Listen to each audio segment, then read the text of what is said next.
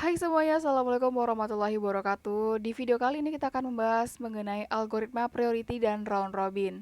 Sebenarnya ini adalah video lanjutan dari video sebelumnya mengenai algoritma penjadwalan CPU. Nah, sebelumnya kan kita udah bahas nih mengenai first come first server atau FCFS. Yang kedua kita udah bahas mengenai shortest job first, non preemptive dan juga yang si preemptive-nya nih. Nah, yang ketiga ini kita akan bahas mengenai priority scheduling, non preemptive dan juga preemptive. Lalu kita akan bahas juga mengenai round robin yang FCFS atau first come first server dan juga SJF non preemptive, tapi yang round robin ya. Lalu round robin yang SJF preemptive gitu. Dan kita akan masuk yang pertama yaitu tentang non preemptive priority scheduling. Sebenarnya apa sih? Atau penjelasannya itu gimana?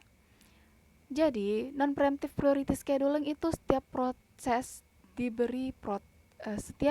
itu diberi dengan prioritas. Ingat, setiap proses diberi prioritas. Dan proses dengan prioritas tertinggi harus dijalankan terlebih dahulu. Jadi misalnya ada prioritasnya tuh misalnya 1 sama 2. Nah, 1 dulu tuh yang dikerjakan tuh. Gitu ya. Nah, yang sama dijalankan berdasarkan first come first server. Prioritas dapat diputuskan berdasarkan persyaratan memori. Nah, di sini aku udah ada juga tabel. Sebenarnya tabelnya sama yang seperti sebelumnya, namun ditambahkan dengan prioritinya. Di sini P1 dengan priority 2, P2 prioritinya 2, P3 1 priority, P4 prioritinya 1, P5 prioritinya 2. Nah, kita akan masuk langsung ke contoh. Contoh, gunakan Gantt chart dan tentukan rata-rata waktu tunggu atau AWT-nya proses dengan non-preemptive priority scheduling. Kita udah masuk nih ke bagian Gantt chart-nya. Dan kita udah ada tabelnya di sini. Nah, kita dapat lihat pada tabel ya, kalau pada waktu 0, masuklah si P1 dan langsung diproses. Di mana P1 ini mempunyai burst time-nya 12 dan dengan priority-nya 2. Nah, pada waktu kedua, masuklah si P2 dengan burst time 8 dan juga priority-nya 2. Nah, karena si P1 ini masih dalam proses, jadi P1 masuk eh, berjalan dari waktu ke 0 ke 2. Jadi waktu di waktu kedua P1 berstamina sisa 10 gitu ya. Nah, di sini pensi P1. Lalu pada waktu ketiga masuklah si P3 gitu ya. Pada waktu ketiga masuk si P3 dengan berstem 5 dan prioritinya 1. Nah, P2 mengantri nih bersama P1. P2 masih mengantri dengan P1 ya. P1-nya berkurang kenapa? Karena P1 kan sedang diproses di waktu kedua. Nah, di sini dia menggunakan 1 nih. Dari 2 ke 3 jadi sisanya 10 kurang 1 jadi sisanya adalah 9. Nah, kita dapat lihat di sini ya. Kalau seperti sebelumnya tadi, kalau prioritas tertinggi lah yang akan dijalankan terlebih dahulu. Jadi dapat dilihat karena prioritas pada P3 ini lebih tinggi, jadi dialah yang diproses terlebih dahulu, teman-teman ya. Nah, pada waktu ketiga P3 masuk ya. Nah, untuk waktu kelima masuklah P4. Yang mana P4 ini masih dalam waktu menunggu. Ya, dengan burst time-nya 2 dan priority-nya 1. Lalu P3 masih diproses. Nah, P3 kan dari burst time 5, dari 3, waktu ketiga menuju waktu kelima kan selisihnya 2. Jadi burst time-nya dari 5 dikurang 2, sisa burst time-nya adalah 3. Nah, P2 sama P1 masih jalur menunggu dengan burst time dan burst time-nya sama gitu ya. Nah, pada waktu ini masih belum bisa lanjut ke P9 ya, karena si P3-nya masih dijalankan. Nah, masuklah P3. P3 ini selesai pada waktu 8 ya teman-teman ya. P3 selesai pada waktu ke-8 karena dari waktu ke-5 sampai ke waktu 8 itu selisihnya 3. Jadi si P3 selesai. Nah, masuklah P4.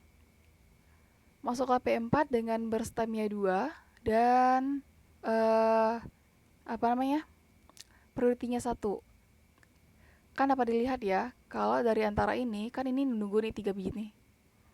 Nah, dijalankan terlebih dahulu adalah atau yang diproses terlebih dahulu yang priority-nya 1, yaitu P4. Di antara ketiga ini pada waktu ke-8. Nah, lalu pada waktu ke-9 masuklah si P5 dengan berstem 1 dan prioritinya 2. Nah, si P4 itu berkurang berstemnya menjadi 1 karena telah diproses ya. Dan pada waktu ke-8 menuju ke-9 itu satu waktu, jadi 2, berstem 2 dikurang 1 jadi sisanya 1. Nah, dan P2, P1 juga masih menunggu. Dapat kita lihat di sini, kalau prioritinya yang paling tertinggi ada pada P4. Nah, P4 lah yang langsung diproses. Jadi pada waktu ke-9 hingga ke-10, P4 selesai pada waktu ke-10, gitu ya. Sorry ini typo, harusnya ini P4. Nah, lalu pada waktu ke-10 masuklah si P5 yang diproses terlebih dahulu. Sorry, dia masih jalur menunggu. P1 dan P8 masih jalur menunggu. Lalu diproseslah P1 dengan berstem 9 dan prioritinya 2. Kenapa? Karena dialah yang duluan mengantri. Ingat, kalau di non-preemptive priority, ya walaupun prioritinya sama, tapi yang diselesaikan dulu yang pertama ngantri gitu. Dia selesaiin dulu. Jadi pada P1 dia selesai pada waktu ke-19 karena waktu ke-10 ditambah berstem 9 itu 19 gitu ya. Nah, si P5 mengantri dan P2 lah dilanjutkan untuk langsung diproses. Karena apa? Karena yang ngantri duluan ya P2 gitu. Gitu juga P2 selesai pada waktu ke-27. Dilanjutkan dengan P5 dengan berstem 1 dan prioritinya 2. Selesai dan ya P5-nya selesai di sini. Dengan berstem 1 dari angka 27 atau waktu 27 menuju ke waktu ke-28 gitu teman-teman ya. Nah, kita akan bahas tentang AWT-nya atau waktu tunggunya. Dapat dilihat kalau P1 selesai pada waktu ke-10 ya. P1 selesai pada waktu ke-10 dan dia sudah ngantri pada waktu ketiga nih. Di sini nih, dia udah ngantri. Jadi sisanya adalah 7. Dan P2 sudah selesai pada waktu ke-19. Di sini udah selesai dia nih. Tapi dia juga udah ngantri di waktu kedua di sini ya. Nah, 19 kurang 2, 17. P3 dikatakan 0 karena pada waktu ketiga dia nggak ada selisihnya nih. Dia langsung diproses saat itu juga. P4 selesai pada waktu ke-8 dan sudah menunggu pada waktu ke-5 di sini. Nih. Selesai di waktu 8, nunggu di waktu ke-5. Jadi 8 kurang 5, 3. P5 selesai di waktu ke-27 nih. 27 dan dia udah ngantri di waktu ke-9 di sini. Jadi 27 kurang 9 itu 18. Nah, kita jumlahin dapat hasilnya 45. Jadi rata-rata waktu tunggu atau AWT-nya yaitu 45 dibagi 5. Itu 9 satuan waktu ya. Nah, kita udah selesai mengenai poin A, 3A, yaitu non-preemptive priority scheduling. Kita lanjut ke yang 3B, yaitu preemptive priority scheduling. Nah, ini penjelasannya nih. Setiap proses diberi prioritas. Sama seperti sebelumnya, yang non-preemptive. Namun di sini ada lebih dijelaskan lagi, yaitu proses dengan prioritas tertinggi harus dijalankan terlebih dahulu dan seterusnya. Itu sama. Prioritas dengan prioritas yang sama dijalankan first come first server. Lalu prioritas dapat diputuskan berdasarkan persyaratan memori, persyaratan waktu dan sumber daya lainnya. Nah, di sini juga ada sama ya. Gunakan Gantt chart dan tentukan rata-rata waktu tunggu AWT proses dengan preemptive priority scheduling. Nah, kita udah masuk ke Gantt chart-nya nih. Oh, aku lupa. Di sini kan ada muka aku. Udah nggak apa-apa deh. Nah, kita dapat lihat ya, pada waktu ke-0 masuklah si P1. P1 dengan berstemnya 12 dan prioritinya 2. Langsung diproses saat itu juga. Nah, lalu masuklah pada waktu kedua si P2 yang langsung diproses. Ya, dengan berstemnya 8 dan prioritinya 2. Kalau di sini kita dapat lihat yang berstemnya terkecil lah yang akan diproses duluan gitu ya. Nah, si P1 tersisa berstemnya 10 karena dari waktu 0 menuju waktu kedua yaitu diselisihnya 2. Seperti sebelumnya juga sih. Nah, pada waktu ketiga masuklah si P3 dengan berstemnya 5 dan prioritinya 1. Kalau di sini kita dapat lihat prioritinya kan tertingginya tuh 1. Jadi yang prioriti tertinggi lah yang diproses duluan. Gitu ya. Kita lanjut pada waktu kelima masuklah si P4 nih. P4 langsung diproses dikarenakan berstemnya juga dia yang paling kecil gitu ya. Dan juga dia priority 1. Yang lainnya masih nunggu. P3 sisa 3 dikarenakan dari waktu ketiga si P3 ini ya, dari waktu ketiga menuju kelima kan selisihnya 2. Jadi 5 kurang 2 itu 3. Gitu ya. P2 dan P1 dia masih tetap. Nah, selesailah P4 ini pada waktu ke-7 ya. Karena kan 2 5 tambah 2 itu 7 waktunya. Nah, dia nggak langsung ke 9, dia masih ada proses lagi nih. Lalu si P3 inilah yang diproses terlebih dahulu daripada P2 dan P1. Karena ya tadi, ya dia prioritasnya pertama gitu. Nah, pada waktu ke-9 masuklah si P5 dengan berstem 1 dan prioritinya 2. Si P3 masih ada nih karena dia kan dari waktu 7 menuju 9 nih. Dari waktu ke-7 menuju 9 yaitu 3 dikurangin 2. Jadi sisanya 1 gitu. Nah, dialah yang terlebih dahulu dijalankan karena prioritasnya juga 1 di antara yang lainnya. Selesailah P3 pada 10 gitu ya. Lalu diproses lagi si P5. Kenapa? Karena berstemnya dialah yang paling kecil gitu ya. Berstemnya paling kecil di antara P2 dan P1, yang mana ya dia dulu yang kerjain. Nah, P5 selesai pada waktu ke-11 gitu. Pada waktu ke-11 dilanjutkan dengan si P2. P2 dan si P1 masih nunggu. P2 selesai pada waktu ke-18.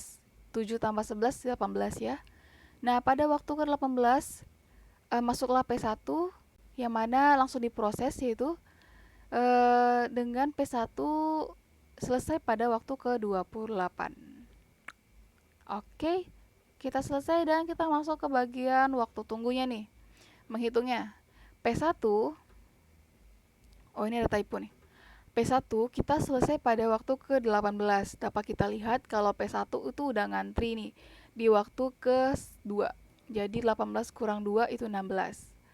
Kalau P2 itu udah selesai pada waktu ke-11. Dan dia udah ngantri duluan nih pada waktu ke-3. 11 kurang 3, 8. P3 dia selesai pada waktu ke-7 dan udah ngantri duluan pada waktu ke-5. Dan P4 itu langsung diproses nih dan dia tidak ada selisih karena sini 0 langsung ya. Karena dia langsung diproses gitu pada waktu ke-5 ini. Jadi nggak ada selisih. Nah, pada waktu pada P5 nih P5 selesai pada waktu ke-10 dan udah ngantri di waktu 9. Jadi 10 kurang 9 itu 1. Lalu kita jumlahin dapat hasilnya 27. Nah, kita hitung deh rata-rata waktu tunggunya atau WT-nya. Yaitu 27 dibagi 5, hasilnya adalah 5,4 satuan waktu. Oke, kita akan lanjut. Nah, sebelumnya kita udah bahas mengenai priority scheduling. Nah, yang keempat kita akan bahas mengenai round robin. Round robin pertama kita akan bahas mengenai FCFS atau first come first server. Nah, penjelasannya gini, setiap proses akan diproses sesuai dengan siklus yang diberikan, yang akan membagi proses menjadi bagian-bagian yang membuat sisa proses yang belum selesai akan diletakkan di antrian terakhir. Ingat ya, yang belum selesai itu taruh di antrian terakhir dan untuk diproses kembali. Di sini ada tabelnya, tabel samanya sebelum di slide sebelumnya, tapi arrival time dan prioritinya sudah dihapus. Jadi tinggal proses dan berstemnya aja. Nah, di sini ada contoh, gunakan Gantt chart dan tentukan rata-rata waktu tunggu AWT proses dengan round robin FCFS dengan kuantumnya 5 waktunya 5. Nah, kita udah masuk ke Gantt chart-nya nih. Nah, pada waktu ke-0 masuklah P1 dengan berstemnya 12, lalu si P2, P3, P4, P5 ini mengantri ya untuk menunggu gilirannya. Nah, pada waktu kelima dia kan kuantumnya 5 tuh. Karena dia 12, jadi dia kita pan per 5 gitu ya. Karena dia kan melebihi 5 di sini. Nah, jadi P2 lah yang mengantri lagi, diproses lagi. Lalu P3, P4, P5 dengan berstemnya masih sama, ini mengantri atau masih nunggu. Nah, P1 nih tinggal 7 nih karena dia kan udah diproses dari waktu 0 ke 5. Jadi selisihnya kan 5 tuh. 12 kurang 5 7 gitu ya. Nah, pada waktu ke-10 karena P2 ini berstemnya 8, dia kan masih lebih dari 5 tuh. Jadi dia tuh masih jadi ngantri gitu. Nah, jadi masuklah si P3 dan tadi aku bilang kan kalau P2 tuh ngantri. Nih, P2-nya sisa 3 karena dia udah dipakai di prosesnya tuh. P3 masuk dengan berstemnya 5. Karena berstemnya P3 5, nah P3 diproses di sini selesai pada waktu ke-15. Jadi dia nggak ada penambahan lagi. Nah, lalu masuklah si P4. P4 diproses pada waktu ke-15 ini. Lalu si P5, P1, P2 ini ikut mengantri. Nah, karena dia nih kurang dari 5, jadi dia langsung ditambahin aja nih waktunya. P4 selesai di waktu ke-17. Ya, nah selesai. Lalu ngantrilah si P5 yang akan diproses di waktu 17. Lalu si P1, P2 ini juga nggak jadi ngantri gitu ya. Nah, karena P1, P5 ini berstemnya 1, dia kan kurang dari 5. Jadi dia langsung aja selesai di waktu ke-18 gitu. Nah, lalu diproseslah si P1 yang tadi udah ngantri ini. Lalu si P2-nya jadi mengantri. Nah, karena P1 ini berstemnya 7 dan dia lebih dari 5, maka dia akan diproses kembali nih. Jadi P2-nya yang diproses pada waktu ke-23 dan P1-nya bersisa berstemnya 2. Oke. Nah, pada waktu P2, pada proses P2, dia selesai pada waktu ke-26. Nah, jadi si P1 yang tadi nunggu di waktu ke-23 akan diproses di waktu ke-26 dan selesai di waktu ke-28. Gitu. Nah, kita akan bahas mengenai waktu tunggunya atau AWT-nya. Yang pertama, kita dapat lihat di sini ya, kalau dia sudah diproses di waktu ke-0, lalu ditambah nih, dia pernah selesai di waktu ke-18 ya di sini. Waktu 18. Lalu dikurangin waktu dia udah nunggu di waktu ke-5 di sini. Oke. Nah, lalu ditambah lagi dia diproses kembali nih di waktu ke-26. Jadi dia ada tingkatan gitu ya. Dari sini kurangin ini, lalu yang dia selesai di waktu 26 dikurangi lagi waktu dia udah nunggu di waktu ketiga. I don't know. Lalu P2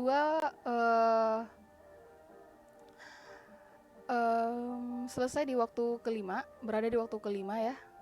Lalu ditambahin, dia selesai di waktu ke-23 dan dikurang pada waktu dia nunggu, yaitu di waktu 10. Mana P2? Nih ya. Nah, P2 nih. Lalu si P3 diproses dan selesai di waktu ke-10 ini gitu. Lalu P4 selesai di waktu 15 dan gak ada apa lagi. Dan P5 selesai di waktu 17 ya. Kalau kita jumlahkan dan hasilnya adalah 76. Untuk cari rata-rata waktu tunggu kita buat aja 76 dibagi 5 proses ya. Jadi hasilnya 15,5 satuan waktu. Oke, mantap. Nah, kita akan bahas mengenai yang 4B atau round robin preemptif dan preemptif. Di sini jelasin kalau setiap proses akan diproses sesuai waktu siklus yang diberikan.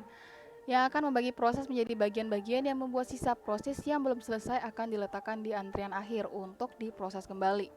Di sini juga dijelasin kalau proses yang dipilih untuk diproses adalah yang memiliki berstem yang paling singkat. Ingat teman-teman ya, kita akan proses dulu yang berstemnya yang paling singkat.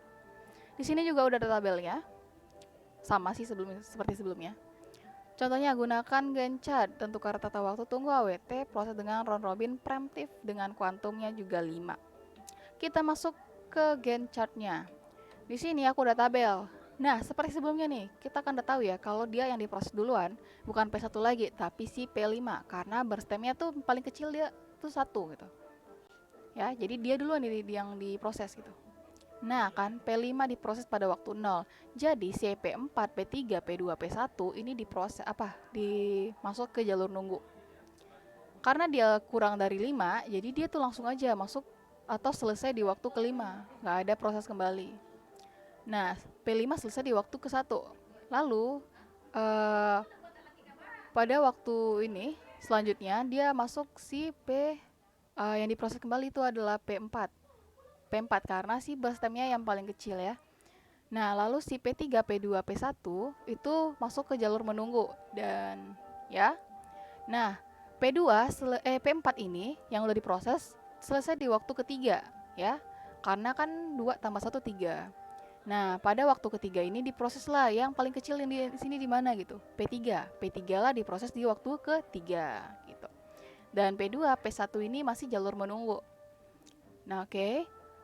Nah, karena P3 ini berstemnya 5, dia selesai di waktu ke-8. Dan selanjutnya yang mengantri adalah yang diproses kembali adalah si P2. P2 dengan berstemnya 8 dan si P1 mengantri atau masih jalur nunggu. Lalu si P2 karena dia berstemnya 8 lebih dari 5, maka dia akan diproses kembali nih. Jadi 8 ditambah 5 itu selesai di waktu 13, tapi dia masih ngantri, men. Nah, masih ngantri. Dan yang diproses duluan di antara dua ini adalah si P2 karena berstemnya lebih kecil, itu 3. Nah, P2 diproses kembali selesai di waktu ke-16. Jadi 13 tambah 3 itu 16. Oke. Nah, diproseslah si P1 dengan berstem 12. Karena sisa dia, jadi dia lebih dari 5, dia diproses kembali nih. P1 selesai di waktu ke-21 dengan sisa berstemnya 7. Dan diproses kembali P1-nya dari 21 yaitu ke 26, yaitu 21 tambah 5 ya. Nah, sisa berstemnya tinggal 2. Nah, si P1 ini akhirnya selesai di waktu ke-28, guys. Oke. Nah, kita akan bahas mengenai waktu tunggunya lagi nih. Yaitu dengan P1 berada di waktu ke-16 ya. P1 diproses di waktu 16. P2 diproses pada waktu ke-8. P3 diproses pada waktu P3. P3 diproses pada waktu ketiga. P4 kita lihat diproses pada waktu ke-1 dan P5 diproses waktu ke-0. Nah, kita jumlahin dapat hasilnya 28. Jadi, cari rata-rata waktu tunggu AWT-nya 28 dibagi 5 itu 5,6 satuan waktu. Nah, sampai sini video kita mengenai materi ini. Jika teman-teman ada pertanyaan silahkan tanyakan di kolom komentar, dan jika ada yang kurang berkenan silahkan bilang aja gitu di kolom komentar, oke? Nah, terima kasih pada teman-teman yang udah nonton video saya, dan sampai jumpa di video selanjutnya. Bye bye. Assalamualaikum warahmatullahi wabarakatuh.